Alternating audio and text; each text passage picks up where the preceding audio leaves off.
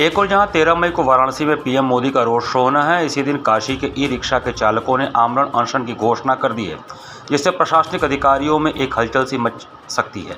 इस अनशन की जानकारी अखिल भारतीय टोटो यूनियन के अध्यक्ष प्रवीण काशी ने रविवार को पत्रकारों से बातचीत में दी, जिसमें उन्होंने नगर निगम के समक्ष 3 मांगों को रखा। पहली मांग यातायात पुलिस और नगर निगम के उत्पीड़न और अवैध वसूली से मुक्ति।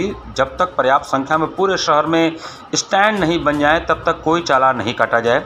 दूसरी मांग, नगर निगम द्वारा निर्धारित टोटो और ऑटो स्टैंड कागज की बजाय राज्य सरकार के मानक स्तर पर जमीन पर बने।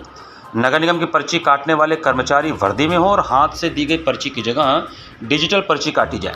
तीसरी मांग की पब्लिक चार्जिंग स्टेशन पर ई रिक्शा चार्जिंग की 1 यूनिट बिजली की दर 7.70 रुपये तय है। बावजूद इसके नगर निगम की ओर से इसकी व्यवस्था नहीं होने पर टोटो चालकों से प्राइवेट टोटो चार्जिंग स्टेशन वाले मनमाना पैसा वसूल कर रहे हैं। सभी टोटो के लिए पब्लिक टोटो पार्किंग और चार्जिंग स्टेशन की तुरंत व्यवस्था हो। प्रवीण काशी ने कहा कि यदि यह मांग नहीं पूरी गई तो अखिल भारतीय टोटो यूनियन के अध्यक्ष प्रवीण काशी शास्त्री घाट पर आने वाले 13 मई को आमरण अनशन को मजबूर होंगे। प्रवीण काशी ने बताया कि बनारस में 25,000 टोटो चालक हैं जो अपना जीवन यापन टोटो के माध्यम से चला रहे हैं। उन्होंने कहा कि 1 मई 2016 को प्रधानमंत्री नरेंद्र मोदी ने बनारस में ई रिक्शा का शुभारंभ किया था। इसके माध्यम से प्रधानमंत्री ने नौजवानों के लिए आत्मनिर्भर अभियान की शुरुआत की थी, लेकिन आज हालात इसके बिल्कुल उलट हैं।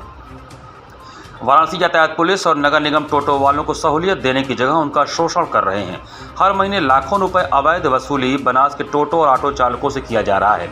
गरीब टोटो चालक इस गर्मी में बहुत मुश्किल से 500-700 रुपये कमा पाता है। इस पैसे में उनको हर रोज़ बैटरी चार्जिंग, टोटो का किराया, टोटो की किस्त, अपने बच्चों की फीस, बूढ़े माँ बाप का इलाज, महंगे सिलेंडर, तेल, अनाज सबकी व्यवस्था करनी पड़ती है। टोटो चालक पर्यावरण का दूत बनकर आने वाली पीढ़ी के लिए प्रदूषण मुक्त वातावरण बनाने का काम करता है।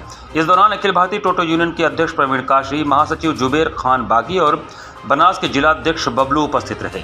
42 जो स्टैंड हैं उनको ही चालू कर दीजिए तो हमें लगे कि चालू हो गया। जो नगर निगम के कर्मचारी हैं वो वर्दी में दिखे तो समझ रहा है कि काम हो रहा है। जब तक पार्किंग स्टैंड नहीं बने तब तक कोई चालान नहीं काटना चाहिए। आप लोगों ने निश्चित कर लिया कि 13 मई को आप लोग बैठेंगे? हाँ, हमने अपनी तरफ से तय कर लिया है। ये सत्याग्रह है, हमारे पास कोई रास्ता नहीं अनशन के अलावा। अगर वो हमारी मांगे मान लेते हैं तो हमें नहीं बैठना पड़ेगा, पर हमें इसलिए मजबूर होना पड़ रहा है क्योंकि वो हमारी कोई सुनवाई नहीं हो रही।